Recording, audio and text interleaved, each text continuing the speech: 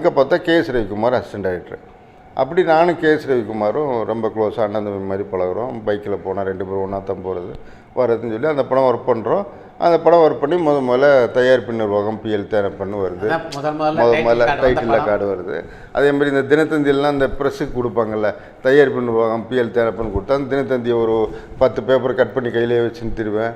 என் பேர் வந்துச்சுங்கிற நிலமையில ஒரு சந்தோஷத்தில் அப்படி போய்க்கிருந்தது. உங்களுக்கும் கேஎஸ் ரவிக்குமாருக்கும் நட்பு ஏற்பட காரணமாக இருந்தது அந்த படம் தான் இல்லை? அவர் ரொம்ப வேலை விஷயத்தில் அன்றைக்கே ரொம்ப கட்டன் ரைட்டாக இருப்பார். கோ டைரக்டராக இருந்தாலே கிட்டத்தட்ட டைரக்டர் மாதிரி. அவர் இப்போ எனக்கு தெரிஞ்ச பரம்பரையாகவே ரொம்ப பெரிய பணக்காரர் அவர். ஆனால் கொஞ்சம் கூட காட்டிக்க மாட்டார், அவ்வளோ பெரிய ஆள்.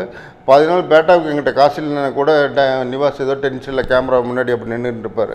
அவர்கிட்ட போய் கேட்குறதுக்கு பயந்துட்டு நான் இவர்கிட்ட கேட்டு வாங்கி அன்றைக்கி 2000 3000 இவர் கொடுப்பாரு கட்டணா கொடுத்தா. அன்றைக்கி பேட்டா அன்றைக்கி மேக்ஸிமம் 2000 தான் இருக்குது எல்லோரும் பேட்டா சேர்த்தா கூட. 2-3 இவர்கிட்ட கடனை வாங்கி நான் ஓட்டிட்டு அடுத்த நிவாஸ் ஆட்டை வாங்கி இவருக்கு திருப்பி கொடுப்பேன். இப்போ எனக்கு ஒரு ஃபைனான்ஸ் மாதிரி இருப்பார்.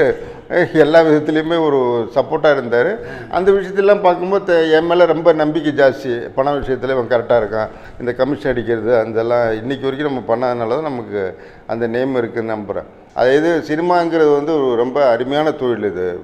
இந்த தொழில் நீங்கள் தப்பாக யூஸ் பண்ணிங்கன்னா டெஃபினட்டாக இது உங்களை தப்பான ரூட்டுக்கு தான் கொண்டு போகும். உண்மையாக இருக்கீங்கன்னா அது நான் ஒரு உதாரணம். இன்றைக்கி உண்மையாக இருக்கிறனால தான் இன்றைக்கி நல்லா இருக்கேன். அதனால் இந்த தொழிலை பொறுத்தவரை உண்மையாக இருங்க. உண்மையாக இருந்தால் நிச்சயமாக நல்ல பெரிய இடத்துக்கு வரலாம்.